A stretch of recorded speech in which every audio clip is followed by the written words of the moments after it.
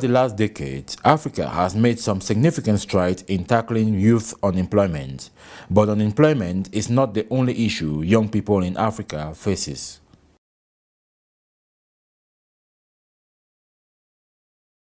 This Africa Youth Pre-Conference, during the African Regional Conference on Population and Development, young people from across the continent gather here to deliberate, debate on issues that affect them most and make recommendations on what African governments can do to address their issues. My hope that African leaders, that our leaders will take the recommendation and say, this is what our young people are saying, and let us implement these recommendations. But this is only a hope. But what we as young people can do is to see how we pressure our leaders, because the thing is, we put them in power. We constitute more than 50% of our country's population for us in Liberia. So if we electing these people as leaders for our countries, we can also make sure that they advocate and ensure that our issues have something that they can implement in the future. Because a lot of times we have all these recommendations piled. They go to all these summits and sign papers and sign treaties and sign recommendations. But when it comes to implementation, it's a major problem.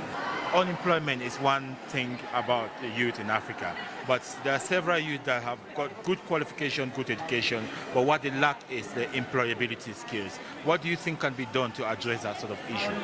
I think several things need to be done, because one of the issues we're having in Africa is that our educational system is so archaic to the extent that our education cannot offer what is needed in skills. Some of our schools are still teaching 1960s books.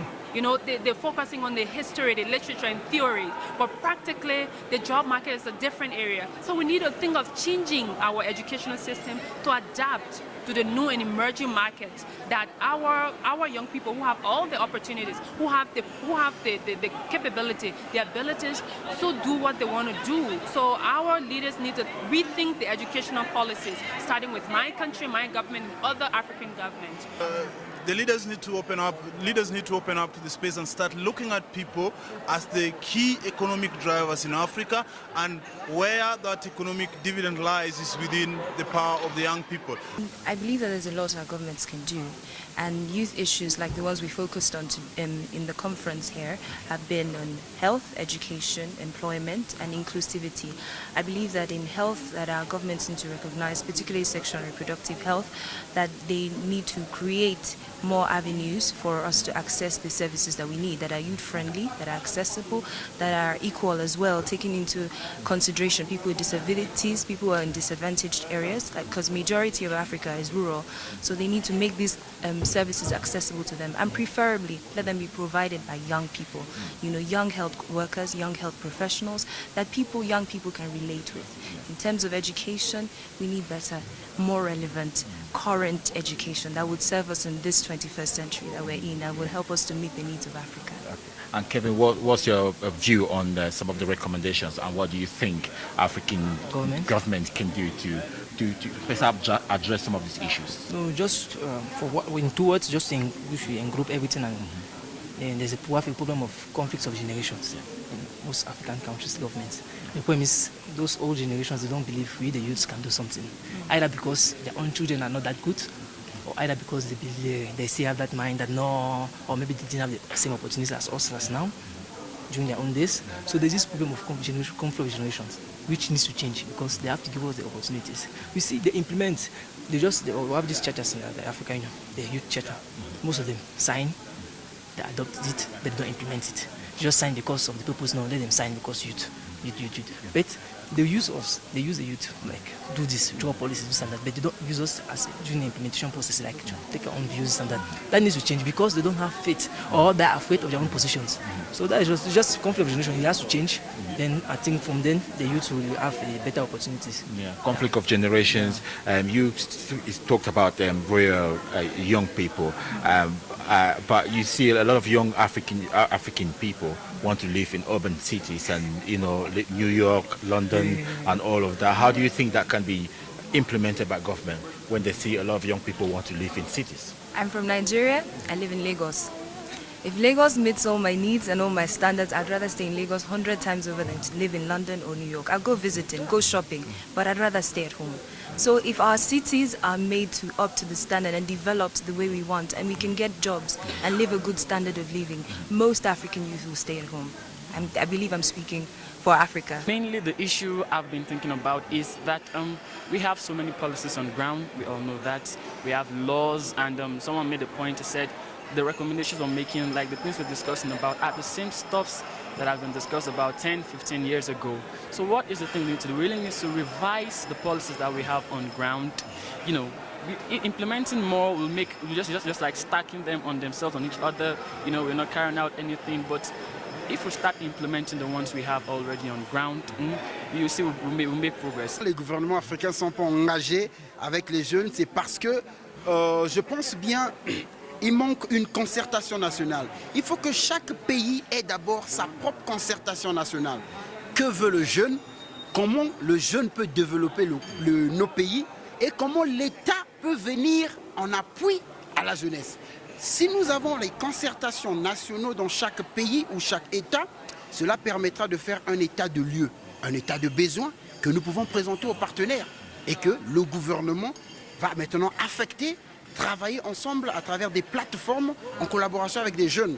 Mais il faut avouer que les chefs d'État n'accompagnent pas les jeunes. Les jeunes sont abandonnés eux-mêmes. Trying to empower these women, trying to implement policies that really emphasizes sexual harassment in schools. You find that a young woman is being harassed by her teachers, at times by her own lecturers, and then they take advantage of them just because maybe they want, or even in a case of job employment, you see a young woman, she's been sexually harassed before she's been given a job, and when she turns down that harassment, obviously she's not going to be employed. Africa has a young and growing population which will account for about 29% of the world's population by 2050. This increasing population is due to high fertility levels, which is creating a huge youth population. The challenges, therefore, of attaining these demographic dividends are plentiful. The process is part of a 20-year review of the International Conference on Population and Development. And that instrument set out a lot of very key decisions that government, civil society, all actors need to take in order to reach the development goals that we've set for ourselves. Even the Millennium Development Goals that we talk about all find rooting in the ICPD Program of Action. What we are doing now is to look at the 4 themes of education, health, employment, and inclusive participation, governance, and security, because we think that these 4 are at the cornerstone of the drive to help make a more developed Africa, position African young people especially so that they can get the best out of life. So, and also position us to reap the dividends of this huge population of young people that we have. So there are many things that we need to do. We need to have a lot of investment in education. We need to focus on creating employment and encouraging entrepreneurship. And I think from our discussions, one of the main things has also been how to strengthen a link between education and employment, so that young people come out of the educational system prepared to be active partakers in the job market. But obviously, if we have all of that and we're not healthy, we cannot go far with it. So health is also extremely important. And I believe the events of Nairobi over the last week have also shown us all how critical the issue of governance and security is for Africa. So we are hoping that all of these issues will be addressed, and these inputs that we are developing are going to feed into the discussions that our ministers will be having over the next few days, and hopefully they will be able to agree on conclusions that will take us all forward. It's a true concern that we need to address. Yeah, the final recommendation will definitely be in both languages. The challenge we're working with now. Harnessing the demographic dividends, the future we want for Africa, is a theme at this International Conference on Population and Development, organized by the United Nations Population Fund, the Economic Commission for Africa, and the Africa Union Commission. So for us in Africa, we see giving attention to these issues as a major strategy of moving into our development. Because if you have the young people and you don't invest in them to have the real human capital development, then along the line, I'm sorry to say that if they get pregnant they are driven away from the school. Their chances of being able to get good education and be more employable is reduced. Their chances of getting a very good job is reduced. So we've been, in the past few days, we've been looking at how do we address all the issues of concern to young people to make sure that post-2015 or between now and 2015, what are those areas that we give the desired attention to?